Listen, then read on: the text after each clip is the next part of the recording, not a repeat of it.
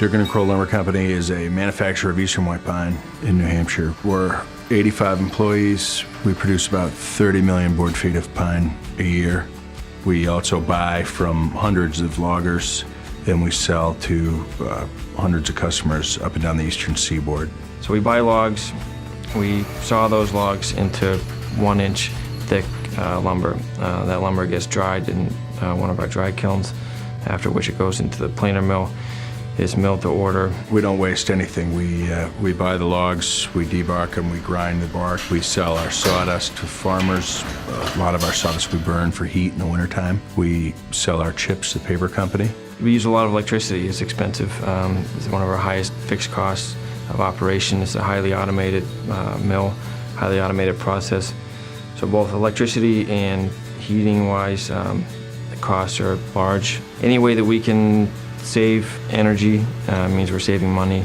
Initially when we met with Durgin and Crowell, I just did a cold call here, and up to that point they hadn't been active, and it was really stemming from that one meeting where we aggregated the most projects into one particular efficiency program. They hired an outside consulting company to come in and do an audit of the energy usage in the facility and determine where there might be opportunities to make improvements. The biggest savings have been the air compressors and the lighting projects. We've upgraded close to 500 light fixtures throughout the facility. In the case of the induction lighting that we put in the big shed, it's fantastic. It's extremely bright in a building that had almost no light before. We replaced a 150 horsepower air compressor in the sawmill with a 185 horsepower air compressor. So we learned that the demand in the mill was actually higher than what the old compressor was able to put out. So we actually got a machine that was properly sized for the demand, and at the same time it's using less electricity than the old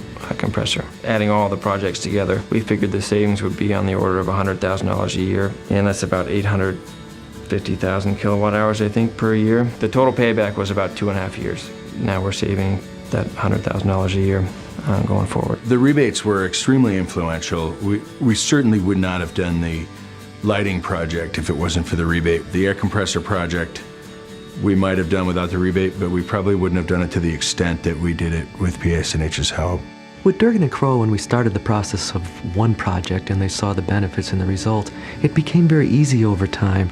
There was kind of a trust. They've been very helpful in getting the right people here to evaluate the projects and find out the best direction to go to improve the efficiency and to create a real great return on our dollar. Durgin and Crowell is a good example of a business that's somewhat unique to a state like New Hampshire that you may not see in many other jurisdictions in our region, but they also prove that it's a great opportunity for any kind of business to really engage in energy efficiency improvements and upgrades. There's a number of things we love about energy efficiency programs is they lower Durgin and Crowell's costs.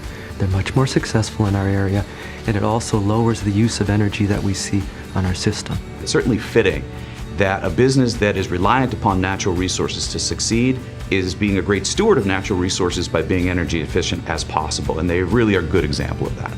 But having business case studies like this one really do go to show that this is not just good business, it's good investment, it's good policy, it's good all around. It's a win-win-win for the state of New Hampshire.